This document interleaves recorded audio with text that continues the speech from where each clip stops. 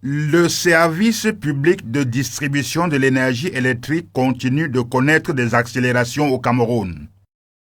Après le décret présidentiel du 4 mai 2026, transformant la société Eneo SA en société camerounaise d'électricité, la première assemblée générale s'est tenue à Yaoundé le 5 mai 2026 sous la présidence du ministre de l'Énergie et de l'Eau, Gaston Elundu Essomba, son président.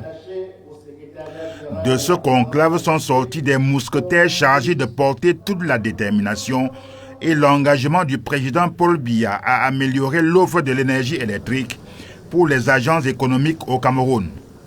Dans le fauteuil du premier conseil d'administration de la Socadel, siège désormais l'ancien ministre des Finances, Antoine Timi, dont les Camerounais qui l'ont vu en action lors de la dévaluation du franc CFA en janvier 1994 pensent qu'il est un baroudeur, inébranlable et infatigable lorsqu'il s'agit de trouver des solutions aux équations difficiles. Et la disponibilité de l'énergie électrique au Cameroun dans les différents bassins de consommation en est bien une. L'expert en banque et finances avait pris sa retraite à la présidence de la commission de la CEMAC le 25 juillet 2012.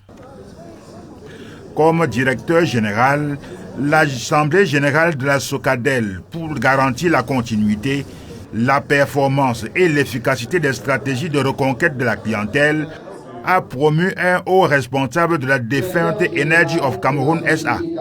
Oumarou Amadjoda, le premier DG de la Socadel, occupait le poste de directeur général adjoint d'Eneo.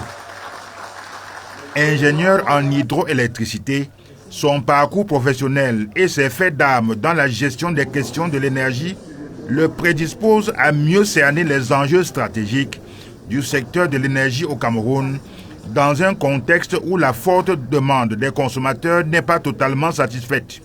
Il revient donc à Oumarou Amadjoda de donner une meilleure visibilité au réseau de distribution de l'énergie électrique à l'effet de combler les attentes légitimes des agences économiques déjà accrochées à la Socadel qui n'aura pas de période de grâce.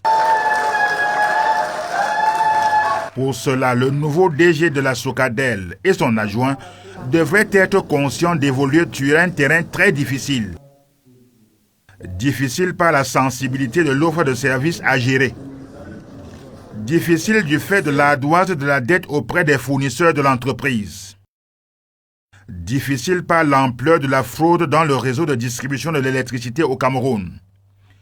Et enfin, difficile du fait des rigueurs des changements climatiques qui affaiblissent les rendements des barrages hydroélectriques du Cameroun.